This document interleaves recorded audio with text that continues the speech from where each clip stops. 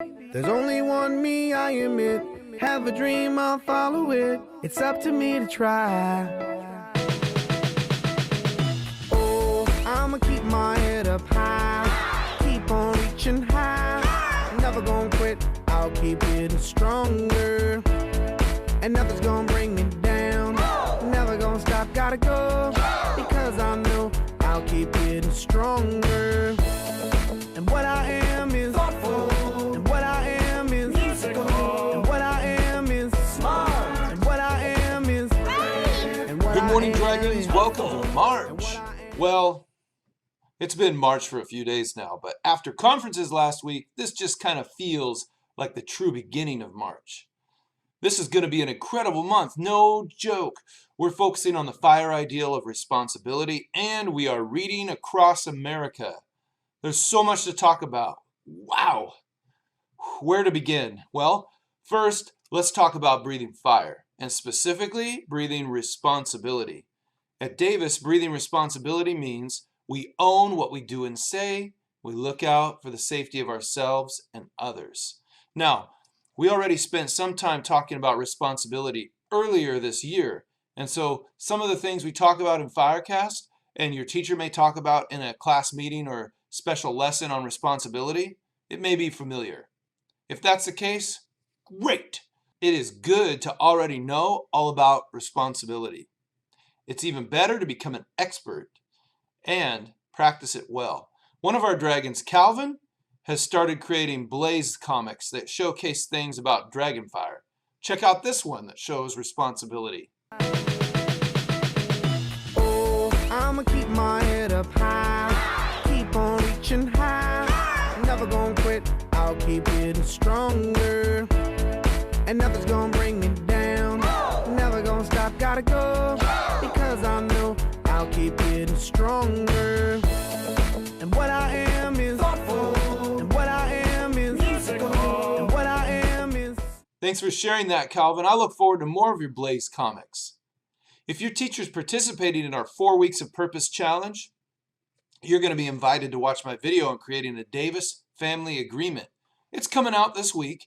It may be something you do as a class later this week. The Davis Family Agreement is about communicating what we all need, then taking responsibility for ourselves to live it out.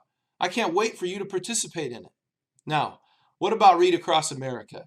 Well, this week we're going to share 5 special books that I think you're really going to enjoy. The theme of the week is See Yourself in Books. What does that mean?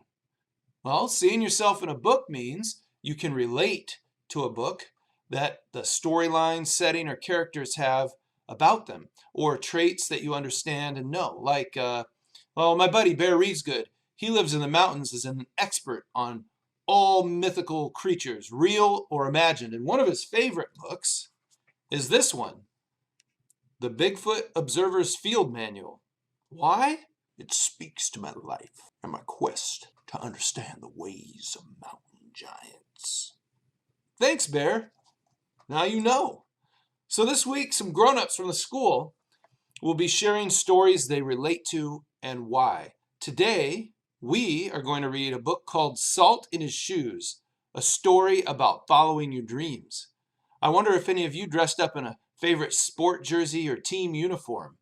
Today, I wore red, which was the color of my high school that I grew up in Touchy. We were the Touchy Indians. And I also wore something really special here. This is a state championship ring that our team earned when I was a junior in high school. Look there. It says, oh, can you see it? Maybe not. It has my name on there. And it says 24-0. That was our record. We won 24 games in a row in over 2 years. And we won 2 state championships. So I haven't worn this ring in like 20 years, but I wore it today because the book, Salt in His Shoes, I can relate to. And I'll talk about that in just a minute. Well, where's the book? Oh, there it is. All right, that's more like it. Well, here we have it. Salt in His Shoes. Well, that's not going to work. We should probably fix that angle, shouldn't we? All right, let's do it. That's more like it. Salt in His Shoes by Dolores Jordan.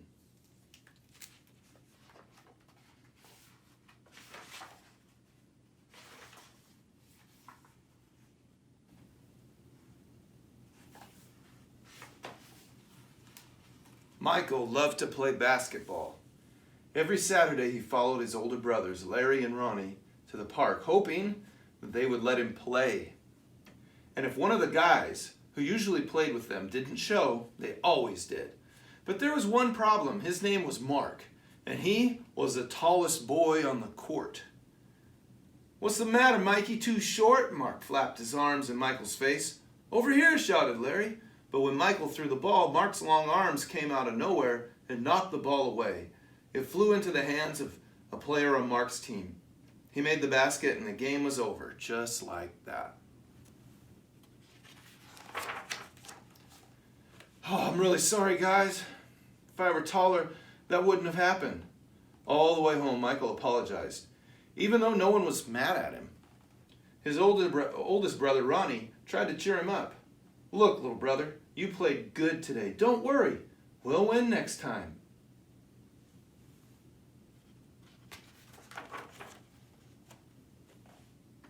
When they got home, Michael went into the kitchen where Mama was cooking dinner. He was still disappointed, and she could tell. "You guys lost again today, huh?" Michael nodded. He sat quietly for a minute, then said, "Mama, how can I grow taller?" Now, Mama knew the answer to a lot of questions, but this was a tough one. She thought for a moment as she sprinkled salt and pepper on the chicken she was making for dinner. Then she smiled, looked at Michael, and said, "Salt." "Salt?" Michael looked at his mama. "Salt in your shoes. We'll put salt in your shoes and say a prayer every night. Before you know it, you'll be taller," she replied.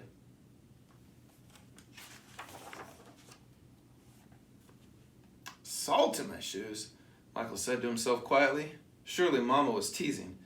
He sat staring out of the window, trying to figure out how salt was going to help him grow. He noticed the rose bushes outside in Mama's garden. They had grown high along the fence, and roses of all colors were blooming on the vines. He thought to himself, "I remember when Mama first planted those bushes." Michael's face lit up. If Mama knows how to make those rose bushes grow, then maybe she's right. Maybe salt in my shoes really will help me grow. Growing more excited, Michael twirled around and started asking lots of questions. "Mama, how long will it take? And how tall do you think I'll get?" Smiling, Mama sat down next to him and explained, "In order for this to work, the most important things you have to do are to be patient and listen to what I tell you. Say your prayers every night." Listening carefully, Michael shook his head. "Okay, Mama, I'll be patient. But what does saying my prayers have to do with it?" "Everything," Mama replied, and she hugged him. "Now, go wash up and tell your brothers and sisters to get ready for dinner." Michael dashed out of the kitchen, almost knocking over his father, who was walking in.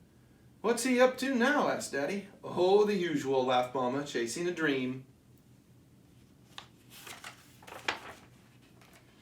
Later, during dinner, Mama noticed that Michael was barely eating anything.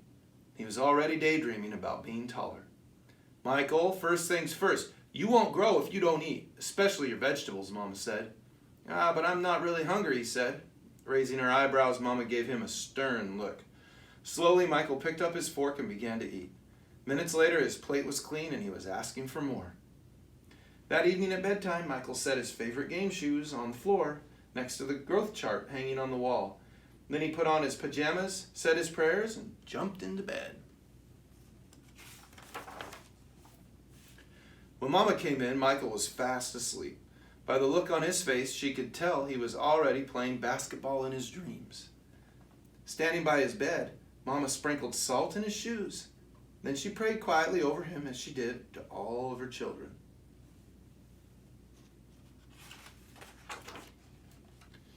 Dear God, please help Michael to be the best he can be and to give his best in all that he does. And Lord, could you please make him just a little bit taller tomorrow than he is today? Thank you. Amen.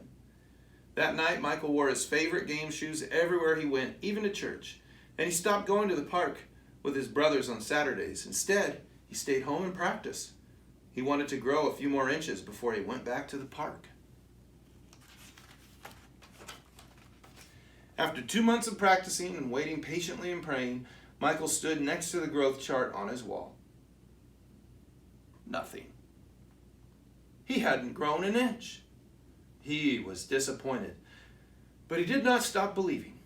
I've just got to give it time. Like Mama said, Michael thought to himself, and that's what he did. 2 more months of practicing went by and still nothing. Now, Michael was becoming a little sad. Not only had he not grown 1 inch, but he also missed playing basketball with Larry and Ronnie. About the only thing he didn't miss was being picked on by Mark. When the next Saturday came, his brothers tried to get Michael to go with them to the park, but he wouldn't budge. Mama had begun to worry. When she saw Michael sitting alone on the steps, she said to Daddy, "Maybe you should go out and talk to him."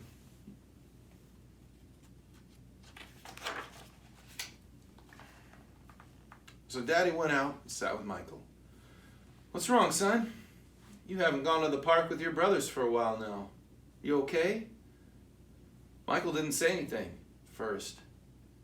Then he looked at Daddy and said, "I thought I would be at least a few inches taller by now. I did everything Mama told me to do, but nothing's happened." "Michael, why do you want to be taller?" Daddy asked. "If I were taller, I'd be a great player, and I could help our team win," Michael answered. "But you are a great player, son, and you already have everything it takes to be a winner right in here."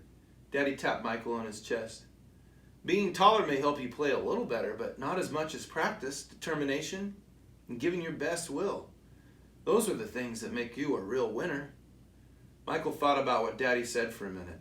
Then suddenly he jumped up, took off. "Where are you going?" Dad yelled after him. "I've got a game today, and I'm late," Michael yelled back.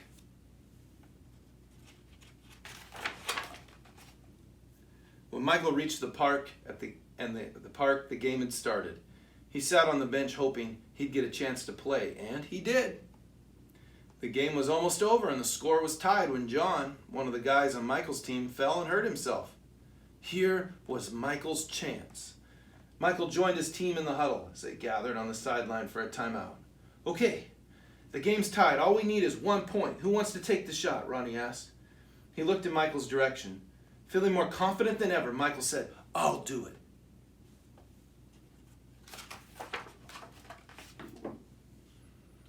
When the whistle blew and the game began again, Mark began to pick on Michael as usual. "Still trying to play with the big boys, huh?" Mark taunted. But Michael paid him no attention. Taller or not, he'd been practicing, and today he was determined to win. Larry threw the ball inbounds to Michael. Michael caught it, bounced it for a moment, and then took off running. As he approached Mark, Michael shifted to his right. Mark followed, but while he was still shifting, Michael spun to his left. He stepped behind Mark and shot. The ball arced far above his opponent's hands and fell silently through the hoop. 2 points! The game was over. Michael's team had won. It was just as Michael had dreamed. When he realized what he had done, Michael took off running and didn't stop until he reached home.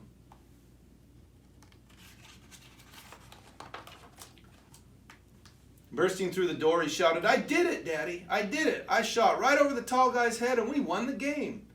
Running in behind him, Ronnie and Larry joined the celebration. "That's right, little brother, you did it! You won the game for us!"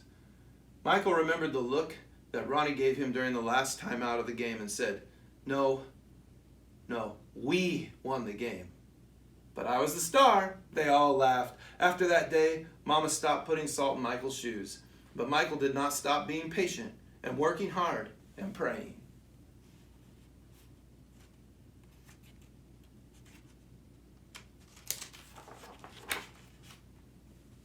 So that must be what made Michael grow to be a 6 6 inch basketball superstar. I wonder if you guys know who Michael Jordan is. When I was growing up, Michael Jordan was the greatest basketball player of all time. He probably still is. Michael Jordan, when he would jump and play basketball and go to slam dunk it, it looked like he was flying. This guy was amazing. This story helps us understand that great, amazing things don't just happen. It takes hard work, determination, and believing in yourself and having others who believe in you as well. So again, the reason I wore this special ring today was because it reminds me of the team that I was on and how hard we worked to achieve great things together. And it was a wonderful thing. I hope you guys get to experience being a part of an awesome team and setting a dream and working hard to attain it. Have a great day, Dragons, and I will see you soon.